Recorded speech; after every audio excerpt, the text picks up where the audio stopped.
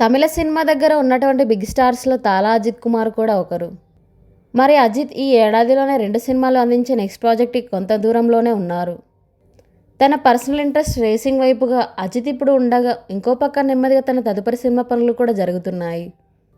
అయితే ఈ సినిమాలోకి యంగ్ హీరోయిన్ రెజీనా కసండ్రా పేరు ఇప్పుడు వినిపిస్తుంది. ఆల్రెడీ రెజీనా అజిత్తో ఓ సినిమాలో నటించింది. ఈ ఏడాదిలో వచ్చిన విడముయార్చి సినిమాలో ఆమె నెగిటివ్ పాత్రలో కనిపించింది. కానీ మళ్ళీ ఇంతలోనే ఈ స్టార్ హీరోతో రెండో సినిమాలో నటించే ఛాన్స్ అందుకుంది. అయితే ఈసారి హీరోయిన్గానా లేక మరో కీలక పాత్ర అనేది ఇంకా రివీల్ కావాల్సి ఉంది.